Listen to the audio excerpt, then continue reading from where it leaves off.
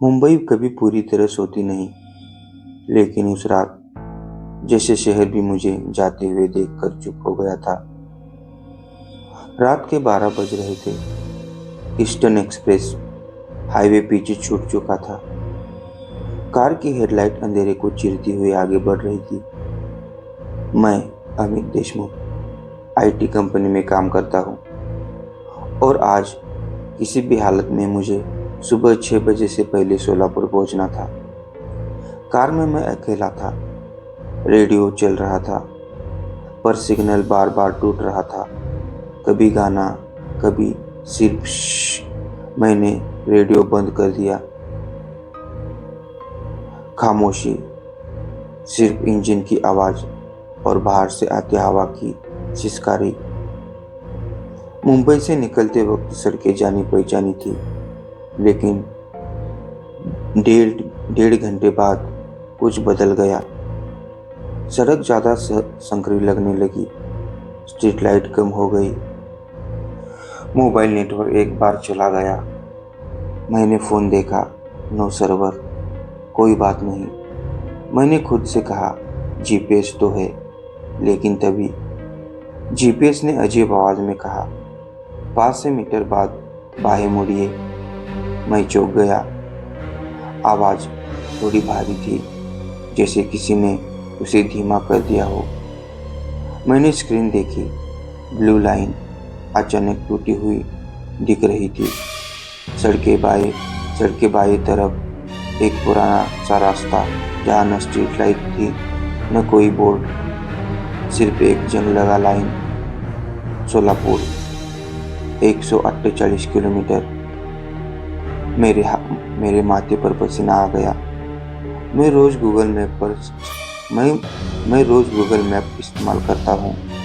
ये रास्ता मैंने कभी नहीं देखा था। पीछे से अचानक एक कार की लाइट दिखी। सफेद रंग की कार। वो मेरी स्पीड के साथ साथ चल रही थी। मैंने राहत की सांस ली। ठीक है, कोई तो है। पहली बार लगा कोई देख रहा है। जैसे ही मैंने बाएं मुड़ने का इंडिकेटर दिया, पीछे की सीट से आवाज आई, बहुत हल्की, जैसे किसी ने फुसफुसाया हो, मत जाओ। मेरे हाथ स्टीयरिंग पर जम गए। मैंने शीशे में देखा, पीछे की सीट खाली थी। दिल जोर से धड़कने लगा। थकान है, मैंने खुद को समझाया। मैंने इंडिकेटर काट दिया और सीधे चलने लगा। तभी जीपीएस ने दोबारा बोला। इस बार आवाज बदली हुई थी, थोड़ी गुस्से में, गलत दिशा, वापस मुड़िए। मैंने मोबाइल उठाया। जीपीएस ऐप खुद ब खुद खुला हुआ था, जबकि मैंने स्क्रीन लॉक की थी। और जो सबसे डरावनी बात थी, ड्राइवर का आइकन कार के आगे नहीं, कार के अंदर दिख रहा था। अचानक फोन वाइब्रेट हुआ। Unknown number. मेरे हाथ कांपने लगे। मैंने कॉल रिसीव की। उधर से बहुत धीमी आवाज, अमित, तुम फिर उसी रास्ते पर आ गए हो। मेरे गले से आवाज नहीं निकली। कौन बोल रहा है? मैंने मुश्किल से पूछा। एक सेकंड की खामोशी। फिर जो पिछली बार मारा था, कॉल कट गया। फोन की स्क्रीन काली हो गई। सफेद कार गायब थी। मैंने आगे देखा। वो सफेद कार अब नहीं थी। सड़क पूरी तरह सुनसान। मैंने ब्रेक मारा, कार रुकी। चारों तरफ सन्नाटा। और तभी पीछे की सीट पर कुछ हिला। मैंने धीरे से रियर व्यू मिरर की तरफ देखा, और जो दिखा उसने मेरी रूह जमा दी। मेरी उंगलियां स्टीयरिंग पर जमी हुई थी, पलकें झपकना भूल चुकी थी। रियर व्यू मिरर में मेरी ही परछाई बैठी थी, लेकिन उसका सिर पीछे की तरफ मुड़ा हुआ चेहरा नहीं दिख रहा था। सिर्फ गर्दन असामान्य तरीके से मुड़ी हुई। मेरे मुंह से आवाज तक नहीं निकली। ये सपना है। मैंने खुद को समझाने की कोशिश की। मैंने जोर से आंखें बंद की। 3 सेकंड, 1 2 3, आंखें खोली। इस बार उसने धीरे धीरे अपना सिर सीधा किया और अब वो मुझे देख रही थी। वो चेहरा मेरा ही था, लेकिन आंखें पूरी तरह काली। कोई सफेद नहीं, कोई पुतली नहीं, बस काला अंधेरा। मेरी सांस अटक गई। तो तुम कौन हो? मैंने कांपती आवाज में पूछा। पीछे से वही आवाज जो फोन पर आई थी, जो तुम हो और जो तुम नहीं हो। कार अपने आप चलने लगी। मैंने ब्रेक दबाया। कार रुकी नहीं। स्पीडोमीटर 40, 50, 60। मेरे मेरे पैर ब्रेक पर थे, लेकिन कार खुद तेज हो रही थी। रुक जा, मैं चिल्लाया। परछाई मुस्कुराई। पिछली बार भी तुम यही बोले थे अमित। पिछली बार मेरा दिल बैठ गया। मैं यहाँ पहली बार आया हूँ। परछाई हंसी, बहुत धीमी, बहुत ठंडी हंसी। नहीं, ये तुम्हारी तीसरी ड्राइव है। मैंने आगे देखा। हाईवे अब हाईवे नहीं था। सड़क के दोनों तरफ सूखे पेड़ थे, जिनकी डालियां मानो हाथ फैलाई खड़ी थी।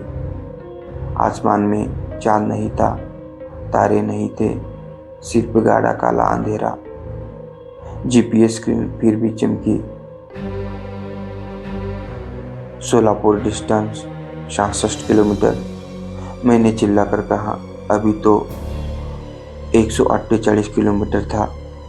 पीछे से आवाज, रास्ता छोटा हो जाता है जब लौटने का रास्ता नहीं बचता। दूसरी कॉल।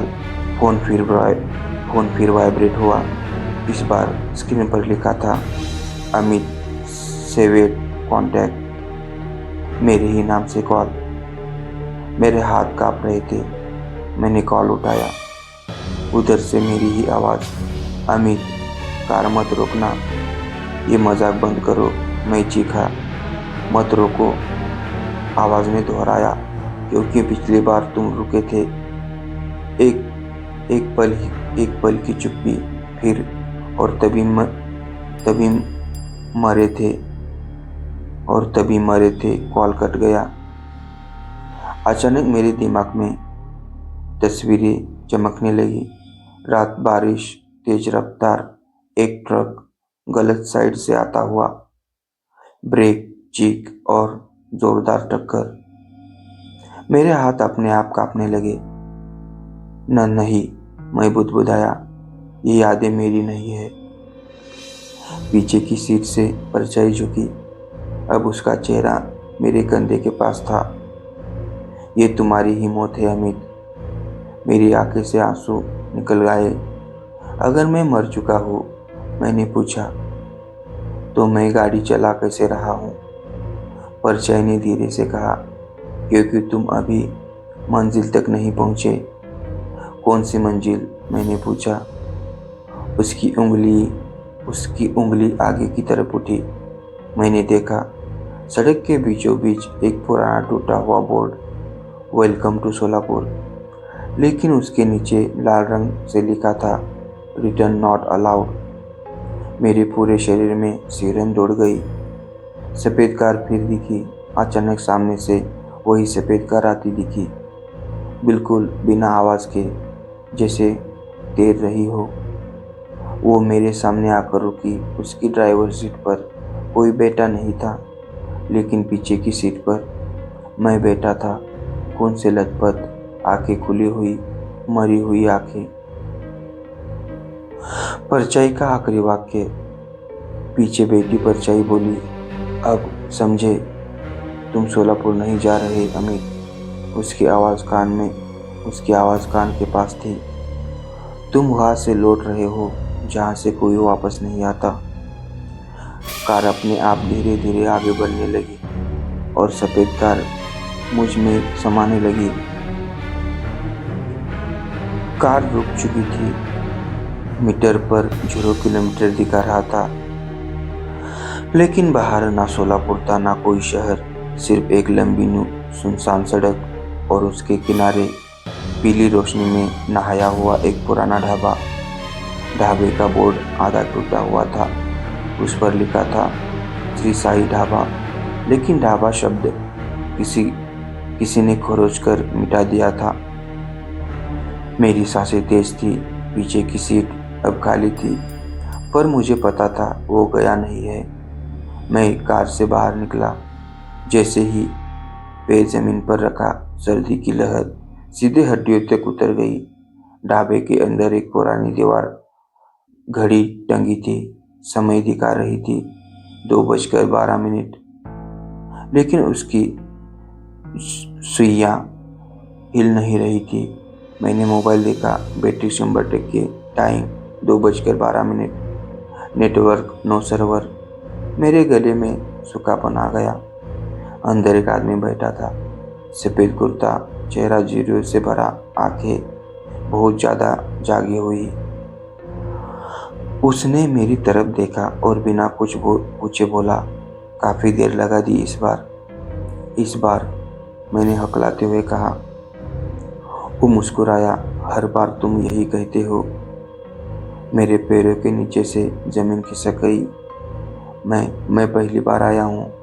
वो उठा, धीरे धीरे मेरे पास आया। उसकी आवाज़ बहुत हल्की थी।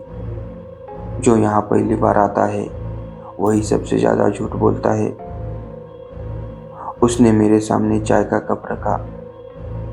भाप निकल रही थी। मैंने कप छुआ, गरम, बहुत गरम। मैंने पूछा, आप यहाँ कब से हैं? उसने दीवार घड़ी की तरफ देखा।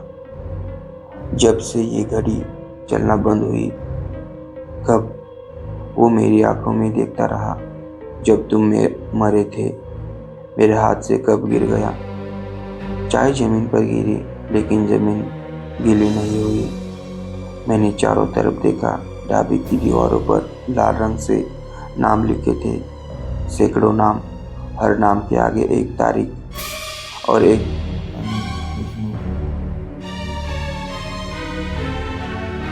आज की तारीख।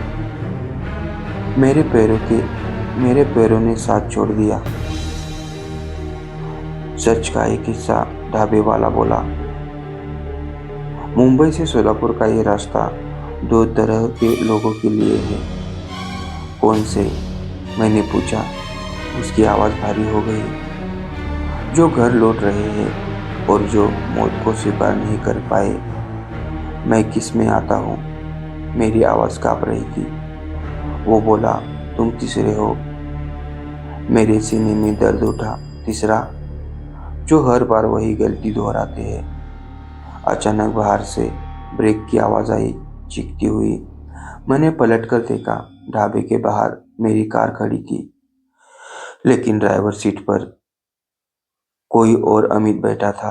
वो डर के मारे स्टीयरिंग पकड़े हुए था और उसके पीछे वही परछाई, सिर उल्टा घुमा हुआ। वो मेरे पास आया और मेरे कान में बोला, अब चुनो अमित। क्या? मैं चिल्लाया। या तो इस बार याद रखो और आगे मत जाओ। एक पल रुका, या फिर एक और अमित एक ढाबे की दीवार बन जाएगा। घड़ी की सुई 2:13 पर रुकी नहीं। वो चल रही थी, टिक टिक। हर आवाज मेरे सीने पर हथौड़ी की तरह लग रही थी। ढाबे के बाहर मेरी कार का इंजन खुद ब खुद स्टार्ट हो चुका था। मैं बाहर भागा। मेरी कार में एक और अमित बैठा था, बिल्कुल मेरी तरह, वही चेहरा, वही कपड़े, वही डरी हुई आंखें। उसने मुझे देखा। तुम कौन हो? उसने पूछा। मेरे मुंह से शब्द नहीं निकले। पीछे की सीट पर वो परछाई धीरे धीरे हिल रही थी। उसकी गर्दन फिर से घूमने लगी। पीछे से ढाबे वाले की आवाज़ आई, यही वो पल है अमित, हर बार यही क्या पल, मैं चीखा। वो पास आया। जब तुम खुद को बचाने की कोशिश करते हो। ढाबे वाले ने जमीन पर उंगली से एक लाइन खींची। तुम मुंबई से सोलापुर 3 बार निकले। मेरे सिर में दर्द उठने लगा।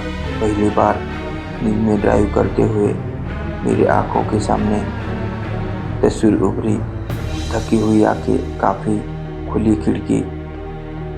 दूसरी बार डर के बावजूद तुम रुके नहीं। बारिश, फिसलन, तेज रफ्तार। तीसरी बार ढाबे वाला रुका। मैंने कांपते हुए पूछा, तीसरी बार क्या? उसने मेरी तरफ देखा। तीसरी बार तुम मरने के बाद भी ड्राइव कर रहे हो। पीछे की सीट से वो परछाई बोली, मैं मौत नहीं हूँ, मैं अमित। मैं चौंक गया। तो तुम क्या हो? वो हंसी। मैं वो डर हूँ जो ब्रेक नहीं लगाने देता। मेरे हाथ अपने आप कांपने लगे। अचानक सब कुछ धुंधला हो गया। ढाबा गायब, दूसरा अमित गायब। मैं फिर से ड्राइवर सीट पर था। Speedometer 9 to 2 kilometre. आगे बोर्ड दिखा, डेंजरस टर्न अहेड। बारिश शुरू हो चुकी थी। यही वो मोड़ था। मेरे दिमाग में ढाबे वाली की आवाज़ गूंजी, तुम हर बार यहाँ ब्रेक नहीं लगाते। परछाई फुसफुसाई, अब भी समय है, या तो मुझे सुनो या खुद को। मेरे पैर ब्रेक के ऊपर था। दिल जोर जोर से धड़क रहा था। अगर मैं ब्रेक लगाऊं, शायद जिंदा बच जाऊंगा। अगर नहीं, एक और अमित ढाबे की दीवार पर नाम बन जाएगा। मैंने आंखें बंद की और एक तेज आवाज खींच की। मेरी पूरी देह आगे की तरफ झटके से झुकी। सीट बेल्ट छाती में धंस गई। कार फिसलते हुई सड़क के किनारे आकर रुक गई। बारिश जोरों से गिर रही थी। मैं जिंदा था।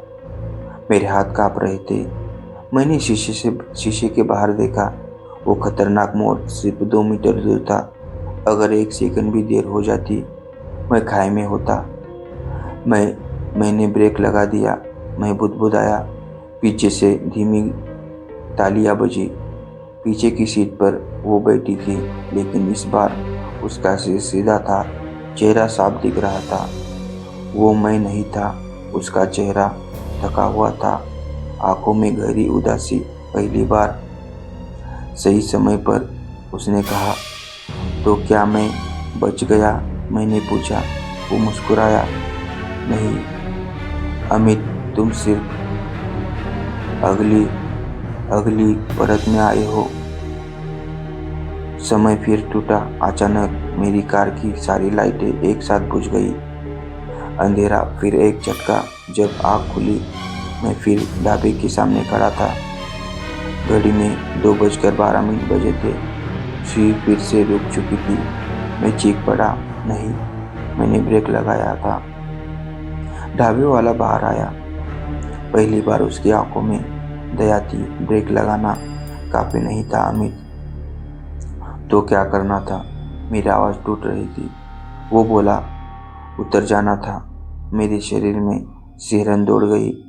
कार छोड़नी थी। ढाबे वाले ने सड़क की तरफ इशारा किया, ये रास्ता जिंदा लोगों का नहीं है। तुम हर बार कार को ही अपनी जिंदगी समझते रहे, लेकिन कभी कार से बाहर निकलकर नहीं देखा। ढाबे के अंदर एक पुराना शीशा था। ढाबे वाले ने कहा, देखो। मैंने शीशे में देखा। मेरा चेहरा अधूरा था, जैसे धुंध में ढका हो, और मेरे पीछे एक स्ट्रेचर, उस पर मेरा शरीर पड़ा था, सफेद चादर में ढका हुआ। छाती से खून बह रहा था। मेरे दिमाग में सब साफ हो गया। एक कॉल ऑफिस में, अर्जेंट, डिप्लोमेट अमित। नींद काफी, फिर भी थकान, और फिर मोबाइल गिरा। ध्यान भटका ब्रेक देर से। मैंने धीमे से पूछा, आप कौन हैं? वो मुस्कुराया, मैं वो हूँ जो आखिरी मोड़ पर इंतजार करता है। कुछ मुझे ढाबे वाला कहते कुछ याद? वो बोला, इस बार कार में मत बैठना, अगर बैठे तो फिर कभी बाहर नहीं निकल पाओगे। बाहर मेरी कार फिर से इंजन स्टार्ट कर चुकी थी। पीछे की सीट पर वो परछाई मुस्कुरा रही थी। बारिश थम चुकी थी। ढाबे के बाहर सड़क गीली थी, लेकिन हवा में अब डर से ज्यादा खामोशी थी। मेरी कार इंजन ऑन किए मेरा इंतजार कर रही थी। पीछे की सीट पर वो परछाई अब साफ दिख रही थी। वो मुस्कुरा रही थी। ढाबे वाली की आवाज़ अब दूर से नहीं, मेरे अंदर से आ रही थी। अगर तुम कार में बैठे वो तुम वही बन जाओगे। वो दूसरों कोई हाल आता है। मैं कांप गया। और अगर नहीं बैठा, मैं पूछा, तो तुम उस याद में बदल जाओगे जो किसी को बचा सकती है। अचानक सड़क के किनारे नीली लाल लाइट चमकी। एम्बुलेंस असली। तेज आवाज मैंने देखा। मेरा शरीर स्ट्रेचर पर था।